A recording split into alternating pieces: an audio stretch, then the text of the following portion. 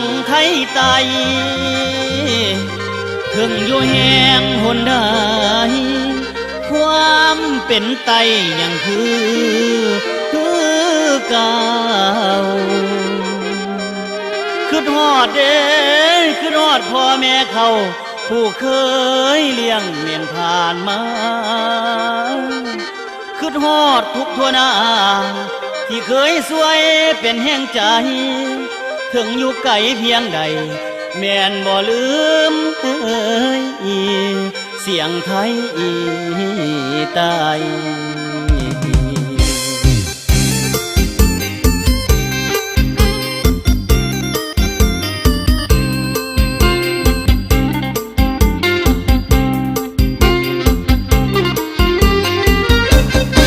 สบายดีพี่น้องทุกท่าน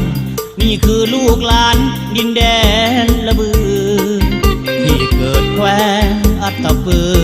คู่คนลำลือขายคำแลกไก่ขันใสเป็นลูกสาวนาจากบ้านเมืองมาหวังเป็นศิลปิน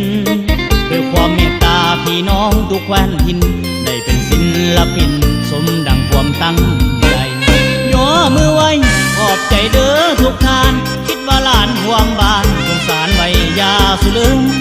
ถ้าคิดปื้มอย่าลืมส่งแห้งเสียสบายดีมีเดียผู้สวยเสียหนุนคำผู้นำสร้างสี่ทางผ่านพามีปัญหาสวยแก่ดูแลเรื่องให้ซื้อเสียงบ่เว้าเกี่ยงย่อมือนบขอสาบานบุญคุณครูอาจารย์แม่นบ่ลืมลงใจไปใส่เว้าไตตลอดหัวใจคืดฮอดภาคใต้ทุกวันบ่เคยปากนงถึงจะอยู่เวียงจันทน์แม่นจะสุขสันต์บ่เทียบบ้านพ่อแม่เฮาเอาเสียงลำกล่อมใจแฟนอยู่ทุกทั่วแดนขอแทนกำลังใจให้อย่าได้ท้อถอ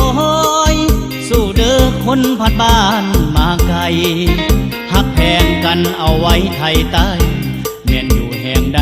คิดว่าพี่น้องกันเว้าสันๆล้ำลายมันสิลายสิบ่ลืมภาคใต้หัวใจนี่ห่วงหา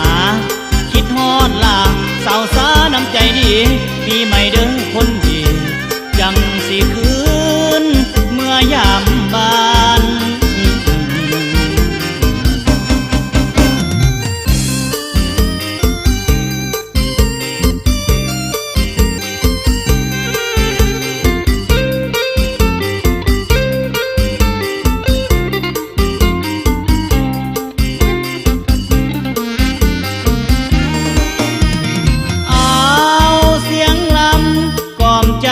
แฟนอยู่ทุกทั่วแดนขอแทนกำลังใจให้อย่าได้ท้อถอยสู้เด้อคนพัดบ้านมาไกลหักแพงกันเอาไว้ไทยใต้แม่นอยู่แห่งใดคิดว่าพี่น้องกันเว้าสันๆล้ำลายมันสิลายสิบ่ลืมภาคใต้หัวใจนี่ห่วงหาคิดฮอดลาสาวสาน้ำใจดีปีใหม่เด้อคนดีจังสิคืนเมื่อยามบ้าน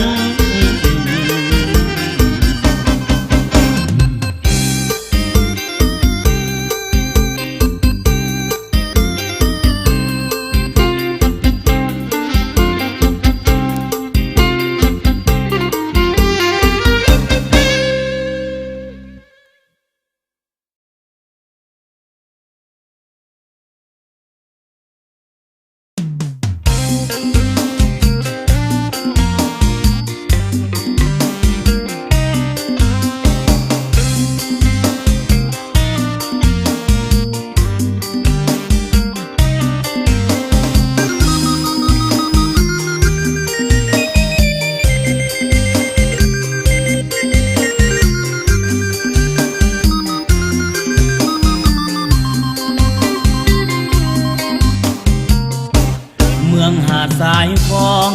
เรียบแคมคองทิวทัศน์งามลายคนละฝั่งกับน้องคายล ลำน้ำของไหลโคดโคงงามตาเป็นเมืองท่องเที่ยวให้ได้เห็นบ่อยากจากลามีสถานเก่าแก่วัดว่าให้บ่ได้มาขอให้มาชมถ้าได้มาเที่ยวเมืองหาดทรายฟองบ่ผิดหวังไปเที่ยวชมวัดชื่อดังบ้านเสียงควรหับห้องสุขสมเพื่อนหลายสนเผ่าสวนวัฒนธรรมเสินเข้าสมน้องคำแสนสีทานอุดมแคมของมีลมพืชพันธุ์สมบูรณ์บ้านเมืองสวยงามบ่เสื้อไปยามเบิ่งตีทาง450 ปีรถไฟก็มีหับใส่เกื้อกูลเฮ็ดนาเฮ็ดส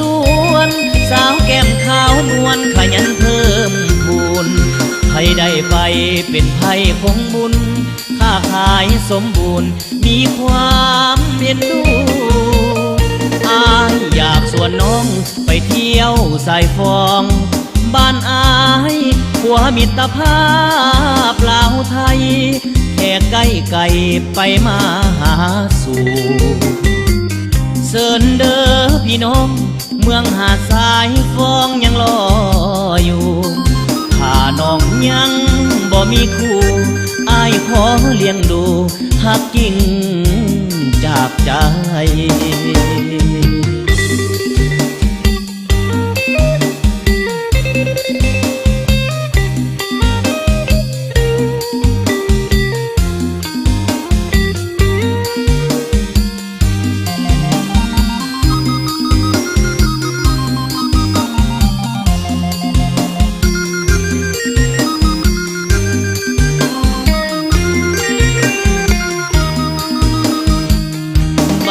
เมืองสวยงามบ่เสื้อไปยามเบิ่งตีทาง450 ปีรถไฟก็มีหับใส่เกื้อกูลเฮ็ดนาเฮ็ดสวนสาวแก้มขาวนวลขยันเพิ่มพูนให้ได้ไปเป็นไผ่คงบุญค้าขายสมบูรณ์มีความเอ็นดูอายอยากชวนน้องไปเที่ยวสายฟองบ้านอายขัวมิตรภาพลาวไทยแค่ใกล้ไกลไปมาหาสู่เสินเด้อพี่น้องเมืองหาดทรายฟองยังรออยู่ถ้าน้องยังบ่มีคู่อายขอเลี้ยงดูหักกิ่งจากใจ